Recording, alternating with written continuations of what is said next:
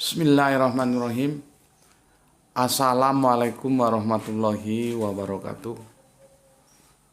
Ashadu an la ilaha illallah, ashadu anna Muhammad dan Rasulullah. Allahumma sholli ala sayyidina Muhammad wa ala ali sayyidina Muhammad. Kama sholaita ala sayyidina Ibrahim wa ala ali sayyidina Ibrahim bil alamina innaka hamidum majid. Sebelumnya kita panjatkan dahulu doa kepada Gusti Allah Ingkang Maha Agung untuk saudara kita yang telah memberikan sholawat lewat infak dakwah kepada channel dakwah ini. Semoga sholawat itu menjadi catatan langit amal soleh bagi mereka dan keluarganya kelak. Dan juga semoga akan terbalaskan dengan balasan yang lebih baik lagi. Ya, kita sudah sepantasnya lah ya berterima kasih kepada saudara-saudara kita yang secara rizki dilebihkan oleh Gusti Allah Ingkang Maha Agung sehingga bisa memberikan sholawatnya, sehingga kemudian channel dakwah ini dapat eksis, hadir paling tidak hingga saat ini. Nggak tahu sampai saat kapan masih tetap bisa hadir dalam ruang-ruang diskusi kalian semuanya. Oke, bismillahirrahmanirrahim. Coffee morning dulu.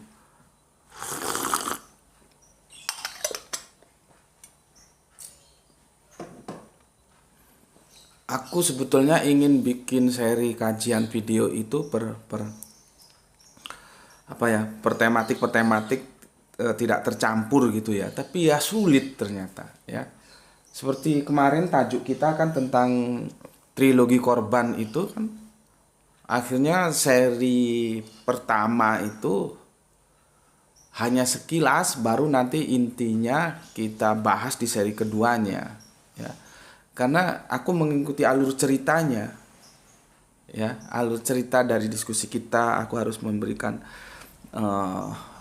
respon ya, tanggapan terhadap komentar-komentar kalian gitu ya. Jadi kadang-kadang agak sulit aku untuk memisahkannya itu. Kecuali nanti kalau tema baru ketika belum ada komen itu bisa terpisah.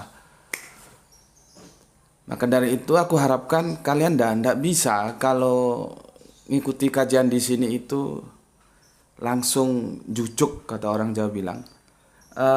Terima kasih atas masukannya dari saudara kita di Makassar. Apa tadi itu katanya? Hindari bahasa daerah gitu ya. Ya memang sih kalau bisa dihindari, tapi gimana ya? Karena kita punya budayanya sendiri-sendiri dan kadang-kadang ada sesuatu yang tidak bisa itu dijelaskan kalau kita tidak masuk dulu ke bahasa daerahnya. Karena bahasa daerah itu bahasa ibu, bahasa kita, ibu kita ya, tergantung apa nanti Makassar, nanti ada bahasa Bugis kan. Nanti bahasa Mandar itu lain lagi meskipun satu pulau ya. Jawa itu juga nanti lain lagi, Jawa seperti daerahku nih Jawa Timur nih kasar-kasar ini, Malang, Surabaya, Sidoarjo kasar, nanti Solo halus, Jogja sangat halus ya. Beda-beda itu bahasa ibu kita. Jadi ketika kita menjelaskan kadang-kadang pinjam bahasa ibu. Aku kasih contoh gini lah. Kan aku sudah bilang kemarin, aku sebetulnya agak kesulitan untuk menjelaskan perihal korban ini. Makanya ketika saudara kita yang dari Bogor itu tanya itu metafora atau harafiah, ya untuk sementara aku kasih jawaban ya seperti yang pernah aku kasih itu. Sebetulnya itu belum finally, itu masih berproses. Sementara kalau benar-benar ini aku buka, apakah publik khususnya kalian sudah siap menerima juga kan belum. Makanya aku bilang kemarin, aku kasih masukan ya. Coba ya, surat apa itu bahas ini tentang peristiwa Bapak Ibrahim dengan Nabi Ismail itu ya, surat As-Saffat dari mulai 100 sampai 111 saja lah ya. Coba kamu cari orang yang mengerti lisanul Arabian, suruh nerjemahkan. Suruh nerjemahkan tapi jangan diintervensi tekstual terjemahannya ya. Nanti kamu punya gambaran yang berbeda loh tentang korban itu. Nah, kalau ini tak buka, aku berhadapan lagi dengan publik, bukan hanya publik Indonesia, publik dunia. Gitu. Seperti aku ketika membahas jangan pernah percaya Kanjeng Nabi, saya tidak akan turun lagi. Itu sampai 11 seri itu pertarungannya ketat banget itu. Dan aku berhadapan dengan Kristen dan berhadapan dengan Islam mainstream. Ya aku sudah siapkan resikonya. Tidak populer ya tidak apa-apa. Yang penting kerangka berpikirku telah aku sampaikan dan terserah kalian mau ikut yang mana. Sama dengan ini. Ya. Ini coba sih, coba lah. Kemarin yang dari Bogor tuh aku perintahkan gak usah banyak-banyak, Bis. Surat 37 As-Saffat yang mulai 102 sampai 103 aja. Terjemahkan tekstual. Nanti kirim ke WA aku, gimana bunyinya? Tekstual ya. Jangan diintervensi. Saya berubah. Jadi masalahnya ada problem terjemahan. Makanya kalau aku seperti kemarin ada Kristen yang mengajukan 2 nama, Gus ini terus si Mas ini. Ada apa dengan mereka? Mau mereka bilang yang dibilang yang disembelih Iska ya itu urusan mereka. Apa aku harus tunduk dengan pendapat mereka? Nanti dulu dong. Nggak begitu cara kita menguji argumen. Ya sampaikan saja argumenmu apa. Kan gitu. Nggak ada ketundukan terhadap orang di sini. Ketundukan terhadap kebenaran logis argumennya seperti apa.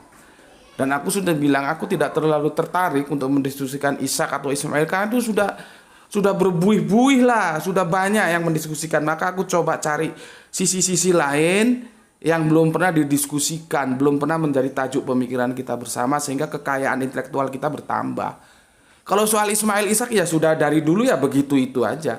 Dan akhirnya sama-sama tidak ada yang disembelih kan. Jadi mau yang anak daging lah, mau anak bukan daging, anak tetek bengek lah, itu nggak ada urusan. Faktanya tidak ada yang disembelih. Aku sudah bilang, kita harus cerdas melihat supaya kebodohan itu hilang ya. Kita harus cerdas melihat, jangan sampai kita rame di pepesan kosong. Ismail atau Ishak itu sudah bergeser dari pesan utama yang harus kita pahami, yaitu bagaimana ketaatan Bapak Abraham atau Kanjeng Nabi Ibrahim itu diuji. Lu lebih cinta terhadap dunia lu apa cinta terhadap gue? Kan gitu sebetulnya. Ya, cuman nanti nggak apa-apa lah kalau memang ada yang ngusul Gus, tolong sih Gus. Itu kalau ada ulama katanya dulu mengatakan bahwa yang dikorbankan Ishak, ya nggak apa-apa. Aku kalau memang ada yang minta gitu aku jelaskan. Berarti kita berbicara dalam perspektif Al-Quran. Siapa sebetulnya yang dikorbankan? Nggak masalah. Gitu. Cuman aku tidak begitu tertarik karena alasan yang tadi. Gitu. Nah sekarang ini deh tentang gini loh ya. Aku harus pakai seperti yang Mas yang di Makassar. Memang aku setuju hindari bahasa daerah karena kan ini untuk publik. Bahkan sebetulnya aku sangat memberikan responsibility yang bagus supaya ini bisa diterjemahkan ke bahasa Inggris supaya menjadi publikasinya lebih bukan hanya meng-Indonesia saja tapi mendunia. Monggo silakan saja. Tapi gini loh Mas ya, kadang-kadang kita memerlukan bahasa karena ada dalam bahasa itu ada rasa. Bahasa ibu tuh lebih enak untuk kita menjelaskan. Sekarang begini, itu kan disembelih ya. Disembelih kan, sembelih gini tak? Nah, aku harus masuk ke dalam perspektif budaya Jawa untuk menjelaskan itu. Bagaimana memahami kata sembelih itu? Misalkan Pak Ijo pulang dari pasar, ya, dia beli, katakanlah beli apa ya?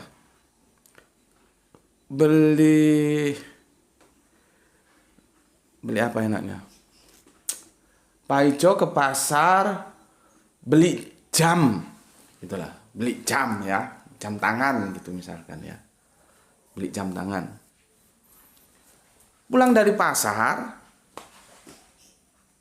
Dia ketemu Mukidi.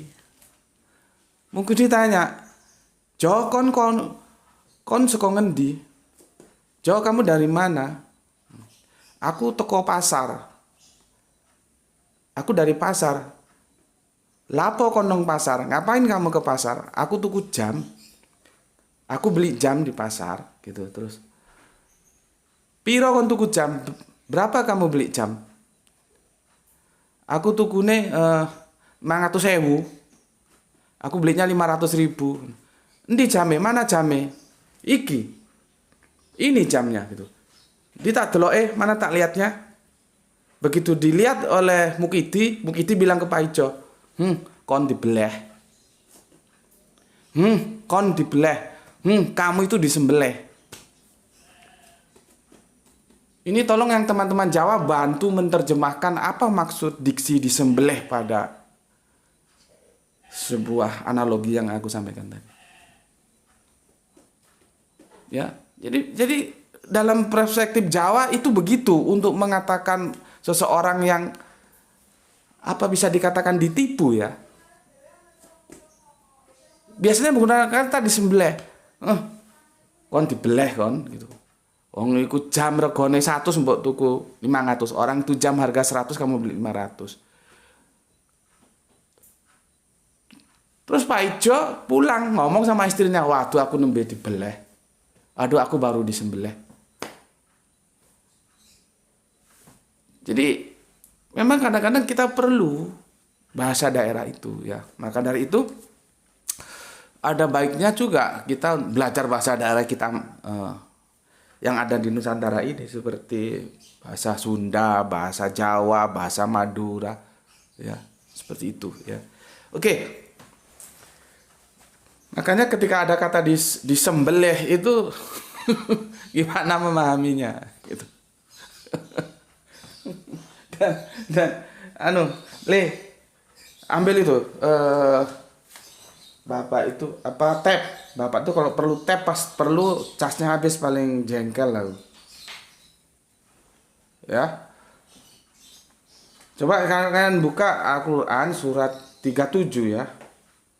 Surat 37 ayat yang 103 ya. 103. Jabin itu apa artinya? Falama aslama wa talahu lil jabin. Jabin. Lil jabin itu apa artinya? Ayo. Ada orang menyembelih itu di kening sini. Ini kan diterjemahkan kening, oke, pelipis, pelipis. Pelipis itu kening ya. Pelipis itu ini ya. Tapi terjemahan yang paling tepat itu kening sebetulnya. Ada orang menyembelih itu yang disembelih keningnya itu ada. Ada orang menyembelih itu yang sembelih. Jawab, ada nggak orang menyembelih disembelih keningnya? Cok goblok kon.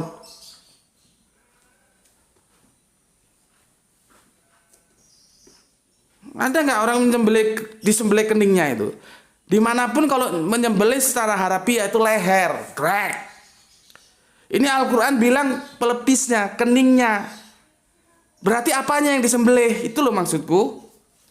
Seperti tadi, oh kon dibeleh kon. Jadi sembelih itu kalau bahasa Jawa beleh. Sembelih jadi beleh. Oh dibeleh kon. Oh disembelih kamu. Oh aku disembelih. Aku dibeleh, aku disembelih, gitu maksudnya. Dia pulang dari pasar, oh kon tuku jam dibeleh kon. Apanya yang disembelih? Seperti ini. Ini kan menarik untuk didiskusikan. Ya. Kok Al-Qur'an tidak mau ngomong leher? Kenapa yang diomongin itu adalah lil jabin, kening. Sebetulnya yang pas itu kening, bukan pelipis, kening. Harusnya kalau sembelih harafiah kan leher. Itu diskusinya menarik. Kalau di sana, makanya kalau tadi Kristen itu yang menyodorkan dua orang tuh diadu kepada pemikiranku, silakan saja temukan aku bentuk di mana kita ketemu, kita diskusikan. Tapi bagiku untuk mendiskusikan Ismail atau Ishak itu tidak tertarik. Ayo kita benahi ini terjemahan supaya umat paham. Gimana maksudnya sebetulnya episode ini? Gitu. Terus soal Ismail Ishak itu ada. Al-Quran sudah jelas mengatakan kok masih tanya Ismail atau Ishak. Ya. Dilihat asbabu wurudnya aja. Ayatnya itu dilihat. Orang sudah jelas Ishak itu belakangan kok. Peristiwa penyembelihan itu lebih dulu kok masih mau bilang Ishak itu Ishak dari Hong Kong. Ini. Ya. Oke. Nah, ini kan kita sudah nyimpang sana.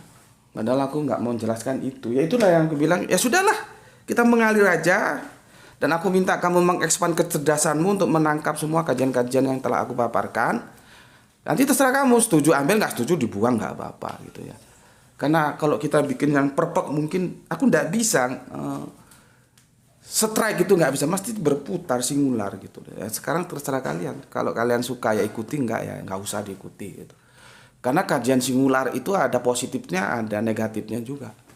Positifnya kita akan mendapat informasi-informasi keilmuan yang lain di samping yang utama, tetapi negatifnya dia lama, dia berputar dulu. Maka kadang-kadang aku kan berseri sampai 1, 2. Ini nanti seri 3 lah ya.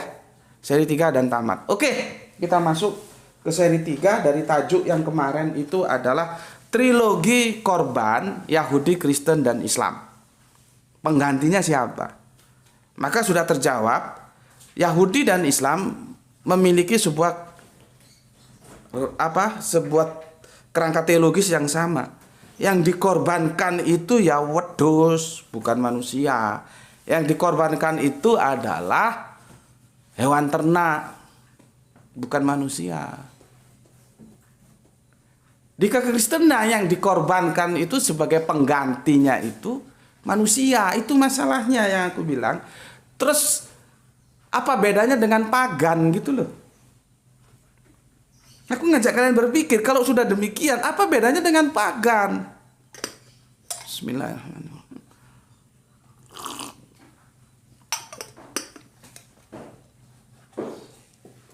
Kakak tertuanya Yahudi, pengganti korbannya ternak.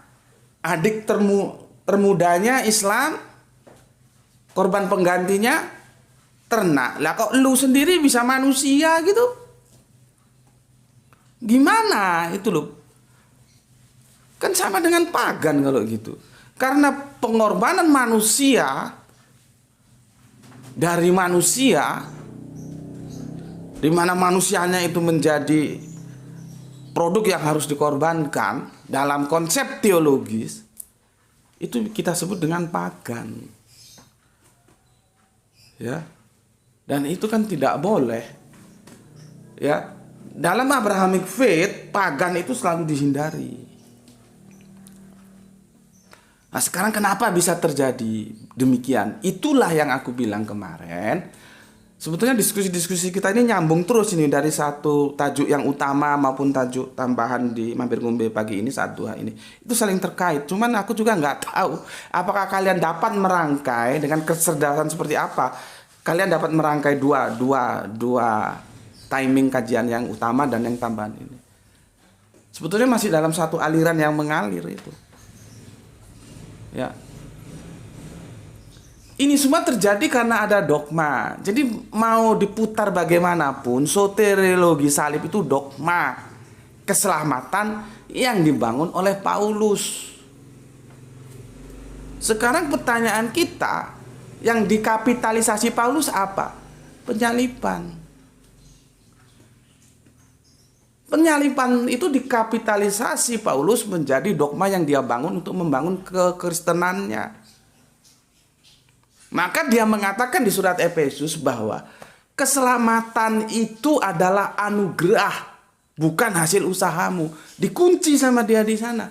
Jadi manusia itu sama sekali tidak punya harkat. Karena sebaik apapun dia, selama dia tidak menerima Yesus sebagai juru selamat, dia tidak akan selamat. Makanya itulah kemudian dikenal dengan sebuah konsep sola gratia. Gitu loh.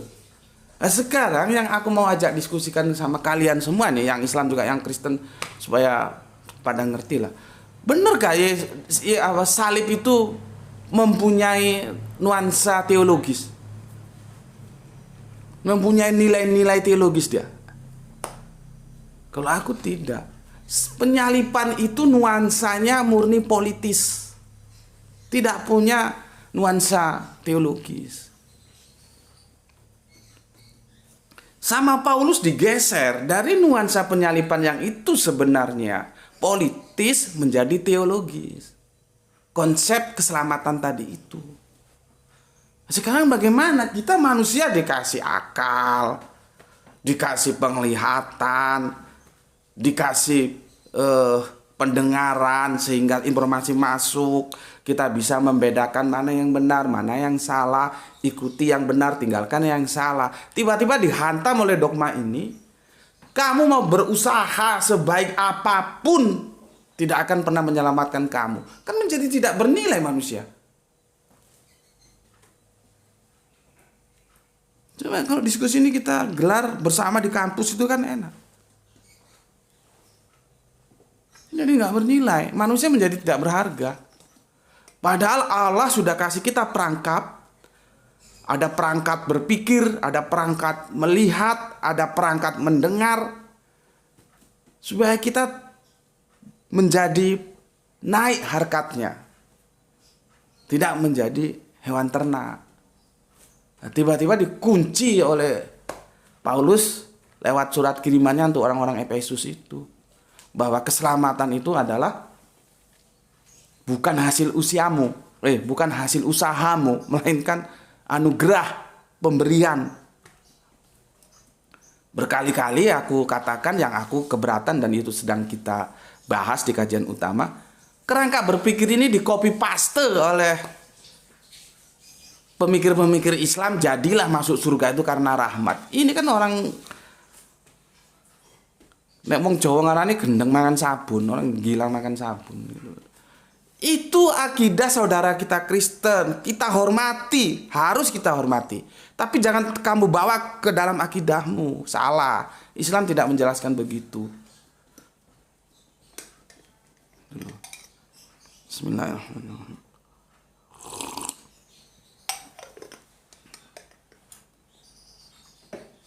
Ya, jadi ini seri ketiga nanti langsung ditutup aja lah ya. Ada kalau perlu kita buka ya kita buka lagi. Jadi trilogi korban Yahudi, Kristen, ya, Nasrani itu dari politis ke teologis. Ya, aku ulangi lagi, dari politis bergeser ke teologis. Jadi sudah jelas Yahudi pengganti korbannya apa? Domba. Islam pengganti korbannya apa? Domba. Terus ini kekristenan pengganti korbannya apa? Manusia. Nah, di sana kita kan harusnya bertanya. Nah, itu yang sedang kita diskusikan. Kok manusia? Apakah benar manusia itu berkorban dalam perspektif teologis? Ya. Kan manusia menjadi nggak berharga. Mau baik apapun kamu kalau tidak terima Yesus, tidak akan berharga. Itu dogma yang disuntikkan supaya dogma ini aman. Kan dogma itu perlu sandaran supaya dia bisa diterima, maka dikawal oleh pernyataan Paulus dalam Efesus itu. Aku sampai lupa nyebutkan, nanti kalian tanya Efesus berapa gitu. Itu ada di Efesus 2:4, tapi yang paling menukik itu di Efesus 2 yang ke-8. Ya. Sebab karena kasih karunia kamu diselamatkan oleh iman. Itu bukan hasil usahamu, tetapi pemberian Allah. Jadi kamu diberi. Kok kamu usaha sampai mampus? Tidak bisa kalau tidak menerima Yesus sebagai juru selamat. Yang dia sudah berkorban dengan penyalipan. Nah, sudah teologis dia. Apakah benar Yesus itu disalib dalam perspektif teologis? Aku bilang tidak. Tidak. Memang keberadaan Yesus itu sejak awal sudah harus dihabisi. Ya. Kalau Anda baca, aku nggak usah sebut ayatnya lah ya, nanti terlalu lama. Di Matius di awal-awal itu. Meskipun itu kita pertanyakan juga apa memang benar begitu narasinya. Penguasa saat itu merasa dibodohi sama orang-orang Majusi karena dia pulangnya berputar. Nggak lewat jalan yang sama ke negerinya di Persia sana. Sedangkan penguasa saat itu, nanti kalau ketemu kasih tahu aku ya. Aku juga mau menyembah. Kan dibohongi dia. Ya. Akhirnya gak ketemu. Dan saat itu loh kaget itu. Loh, siapa lagi ada raja di sini, gue penguasa. Gitu ya. Kamu bisa lihat dimulai Matius 2. Sesudah Yesus dilahirkan di Betlehem di tanah Yudea pada zaman Raja Herodes. Ya. Jadi Herodes berkuasa, dia kan kaget loh. Di sini gue kuasa, ada lagi raja orang Yahudi.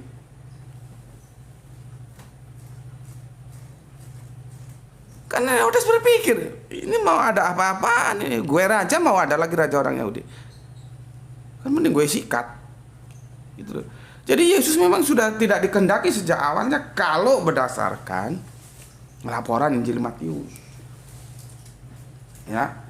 Nah, sekarang kita lihat lagi, kemarin sudah kita nukil, sekarang aku tinggal mengulang, ya, mengulang. Kita mau cari tahu kenapa sih Yesus itu disalib, benarkah dia disalib itu untuk menebus dosa-dosa manusia? Benarkah dia pada sebuah psikologis yang memang dia sudah tahu dan sudah siap untuk dikorbankan? Kan aku sudah ambil komparasinya. Yunus beda, Yunus itu justru minta dilemparkan ke laut, dia mengambil tanggung jawab itu, bukan justru lari ke sana ke sini untuk berlindung. Yunus tidak perlu lari ke taman Getsemani kok, taman apa kok enggak. Gue salah nih, maka gue lemparkan ke laut, resiko harus gue tanggung. Jantan dia, karena memang dia tahu. Nah, sekarang coba sih, seandainya Yesus itu ketemu kita, kan bisa kita tanya, apakah engkau memang merasa diutus untuk menebus dosa manusia? Kalau kita lihat paparan-paparan yang ada dari Injil, tidak. Yesus itu tidak diutus untuk menebus dosa manusia dengan cara mati di kayu salib. Tidak. Karena apa? Kalau memang dia diutus itu, maka secara psikologis dia siap. Seperti kesiapannya Yunus. Tidak perlu lari ke sana ke sini, ke taman Getsemani suruh beli pedang, berdoa sampai seperti tetes-tetes darah. Adapun upaya-upaya itu membuktikan bahwa Yesus itu memang tidak untuk menebus dosa manusia sehingga dia disalib. Pertanyaan menjadi besar, sebetulnya kenapa Yesus disalib?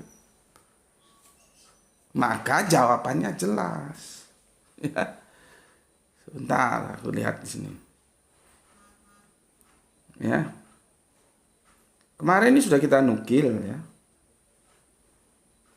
Kamu bisa lihat di Matius 27:18. Ia memang mengetahui bahwa mereka telah menyerahkan Yesus karena dengki.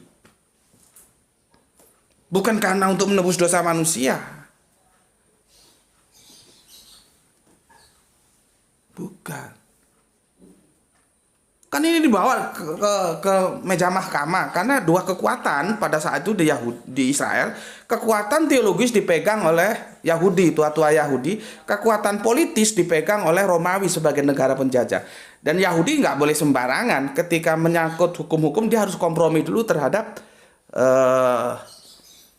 penguasa Romawi sebagai kekuatan politis saat itu. Maka dia dibawa ke mahkamah. Ya. Coba kamu lihat Matius 27:18. Ya. Tahu, penguasa Romawi tahu sebetulnya dia tidak bersalah. Ya. Dia tidak bersalah.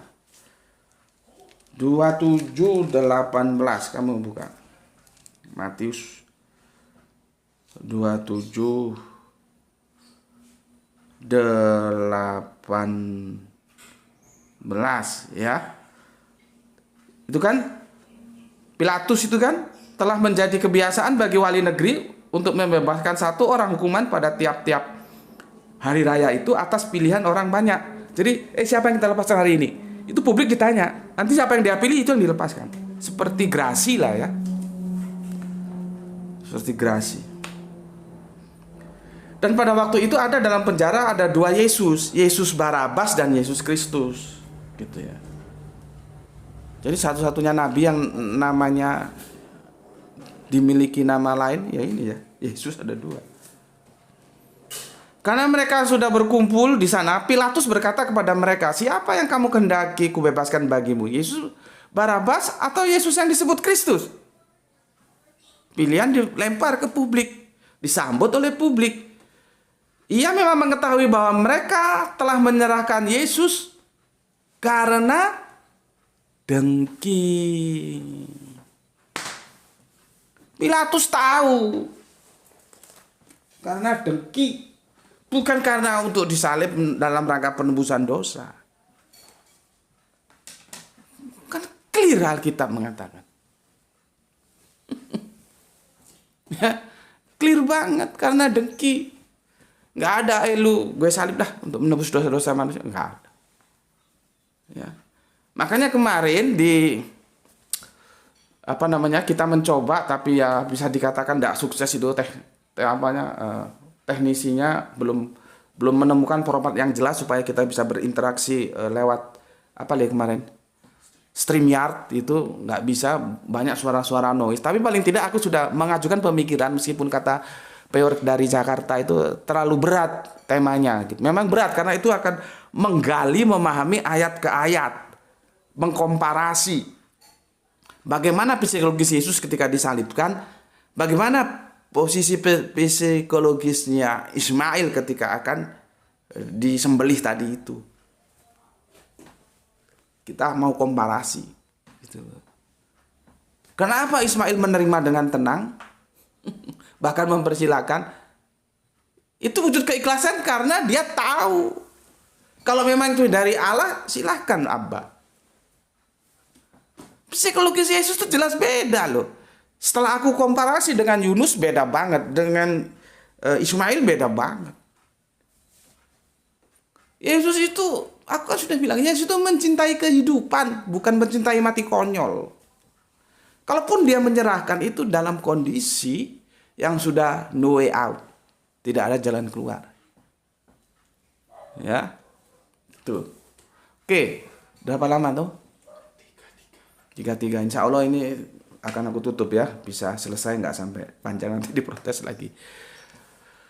Itu tadi ya, karena dengki. Oh ya, aku lengkapi ya. Di samping di Matius, kamu bisa baca di Markus 15:10. 15:10 ya.